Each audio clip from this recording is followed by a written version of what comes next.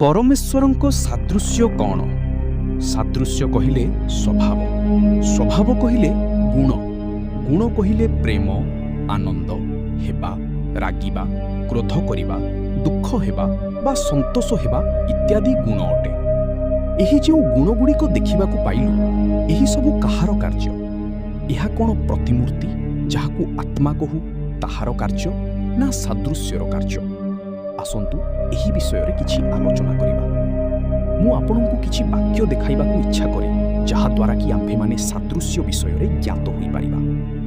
देख, आम्भर दास जहांकु आम्भे मनोनीत करिअछु, आम्भर प्रिय पात्र जहांको ठारे आम्भ आत्मार परम संतोष, आम्भे ताहांको उपरे आपणा आत्मा अधिष्ठान कराइबा आउ से अणजिहुदी मानंको पाखरे न्याय विचार प्रचार करिबे। Matthew 12:18 Behold my servant whom I have chosen, my beloved, in whom my soul is well pleased. I will put my spirit upon him, and he shall show judgment to the Gentiles. Matthew 12:18 KJV। Odia Bible रे एही वाक्य को किछि भूल अनुवाद करा जाइछि। इंग्राजी बाइबल रे my soul is well pleased लेखा अछि, किंतु ओडिया बाइबल रे आम्भर आत्मार परम संतोष अटे लेखा अछि, जहाकी भूल अटे। सोल को ओडिया रे प्राण कुहा जाए, तेणु प्राण लेखा जिबा कथा थिला, किंतु आत्मा लेखा अछि, जहाकी भूल अटे। ठीक अनुवाद इंग्राजी रु ओडिया को कले आम्भर प्राण परम संतोष अटे हेबा कथा। परमेश्वरंक प्राण जीसु ख्रीष्ट ठारे परम संतोष अटे। संतोष कहिले खुशी बा आनंद अटे। परमेश्वरंक प्राण आनंद अटे। तेबे आनंद बा खुशी एहा एक गुण अटे कि नाही? वास्तव रे एहा एक गुण अटे।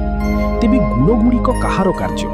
एही गुणगुड़िक प्राणर कार्य, जहाकू आम्भे माने सादृश्य कहू। प्राण जदि आनंद बा खुशी हेउछि, तेबे प्राण दुख मध्य होई पारिबो।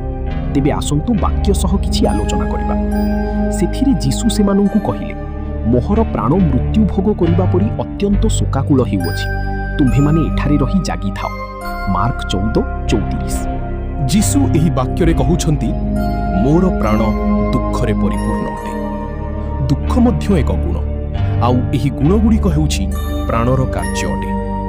बहुत वाक्य बाइबल रे सादृश्य जे प्राण ताहा वर्णना होइछि। प्राण जदि आनंद हेउछि, दुख करुछि, तेबे प्राण गोटिए व्यक्ति कि नाही? वास्तव रे प्राण एक व्यक्ति अटे। वाक्य कौन कहे? परमेश्वर आपणा प्रतिमूर्ति रे ओ सादृश्य रे मनुष्य को निर्माण कले। परमेश्वरंक प्रतिमूर्ति हेउछि परमेश्वरंक आत्मा, तेबे मनुष्य प्रतिमूर्ति हेउछि मनुष्यर आत्मा। सेही भଳି परमेश्वरंक सादृश्य हेउछि परमेश्वरंक प्राण, एवं मनुष्यर सादृश्य हेउछि मनुष्यर प्राण। परमेश्वर जहा कहिले, आपणा प्रतिमूर्ति रे ओ सादृश्य रे मनुष्य को सृष्टि करू, ताहा हेउछि आत्मा ओ प्राण, जहाकू परमेश्वर मनुष्य बोली कहंती। आदि 1:26। एहाकू आंतरिक पुरुष बोली मो परमेश्वर कहंती, कारण एही पुरुष मनुष्यर शरीर भितरे थाए एवं परमेश्वर ताहाकू देखंती।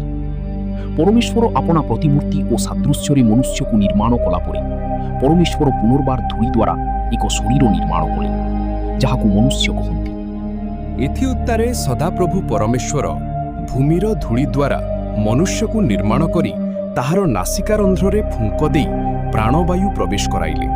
तहिरे मनुष्य जीवित प्राण हेला। आदि पुस्तक 2:7। परमेश्वर भूमिर धूଳି द्वारा मनुष्य को निर्माण कले, जहाकी मनुष्यर शरीर।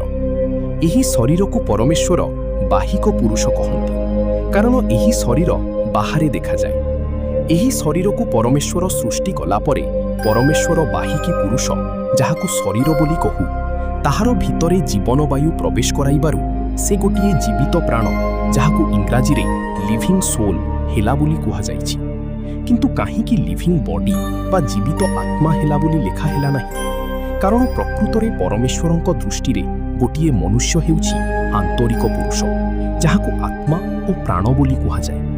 तेणु आम्भे माने क्लांत हेउ नाहु, किंतु आम्भमानंकर बाहिक पुरुष क्षय पाइले सुद्धा आम्भमानंकर आंतरिक पुरुष दिनकु दिन नूतनीकृत हेउछि। 2 कोरिन्थियो 4:16। एही वाक्य द्वारा आम्भे माने स्पष्ट होई पारुछु जे आदि 1:26 रे परमेश्वरंक प्रतिमूर्ति ଓ ସାଦୃଶ୍ୟରେ ଯେଉଁ ମନୁଷ୍ୟକୁ ପରମେଶ୍ୱର ନିର୍ମାଣ କଲେ ସେହି ହେଉଛି ଆନ୍ତରିକ ପୁରୁଷ। ଏବଂ ଏହି ଆନ୍ତରିକ ପୁରୁଷକୁ ସୃଷ୍ଟି କଲା ପରେ ଆଦି 2:7ରେ ଯେଉଁ ମନୁଷ୍ୟକୁ ଭୂମିର ଧୂଳିରେ ନିର୍ମାଣ କଲେ ସେ ହେଉଛି ବାହିକ ପୁରୁଷ।